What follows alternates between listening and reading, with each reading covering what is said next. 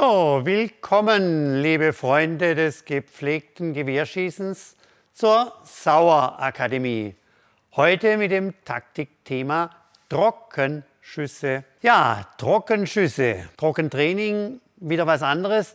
Trockenschüsse während des Wettkampfes, während des Probeschießens, vor dem Wettkampf. Allerlei Einsatzmöglichkeiten für Trockenschüsse.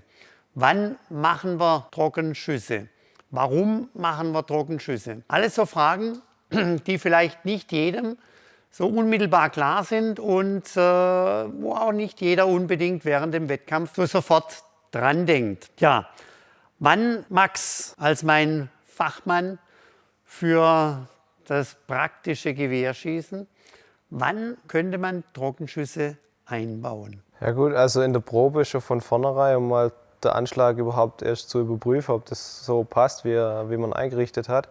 Schon mal das Erste. Und dann im Wettkampf, sobald umgeschaltet wird von Probe auf Wettkampf, können die ersten 2, 3 oder so auch mal Trockenschüsse sein, um den Rhythmus zu kriegen für einen Wettkampf und dann direkt ins scharfe Schießen überzugehen. Funktioniert recht gut. Dann wäre noch ein weiterer Punkt, wenn es mal nicht so gut läuft, wenn die Schüsse nicht da sitzen, wo man sie gerne hätte und selber gefühlsmäßig zumindest besser schießt. Ein paar Trockenschüsse helfen da immer. Man sieht halt gleich, ob was passiert beim Abziehen. Und das ist das Entscheidende, dass man drauf schaut, was macht das Korn beim Abziehen. Genau. Das sollte halt im Idealfall im Haltebereich stehen bleiben. Es muss nicht komplett ruhig sein, aber in dem Bereich, in seinem Haltebereich sollte es halt entsprechend bleiben. Dann passt es soweit.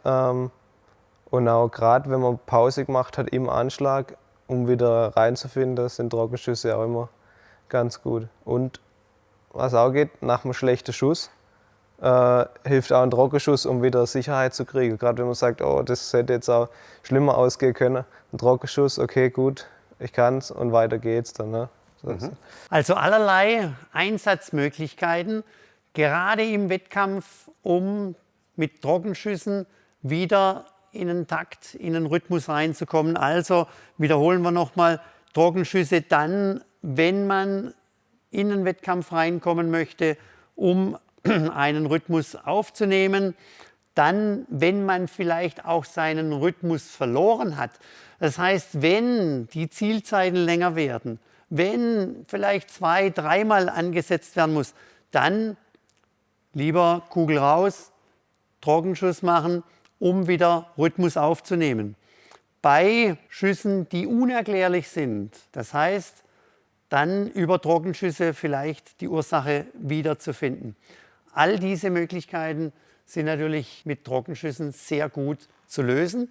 Und der eine oder andere, der wird diese Kenntnis sicherlich haben, aber wird natürlich nicht unbedingt jedes Mal da dran denken, wenn er es tatsächlich braucht. Also, vielleicht werdet ihr beim nächsten Mal bei eurem Training, bei eurem Wettkampf, dann das eine oder das andere Mal tatsächlich dran denken, was die Macht der Trockenschüsse eigentlich so alles kann. In diesem Sinne, gutes Training und vielleicht den einen oder anderen Trockenschuss machen. Allerdings, Trockenschüsse, das habe ich jetzt noch nicht erwähnt, nur mit dem Kleinkalibergewehr. Beim Luftgewehr sind Trockenschüsse während des Wettkampfes natürlich weiterhin nicht erlaubt.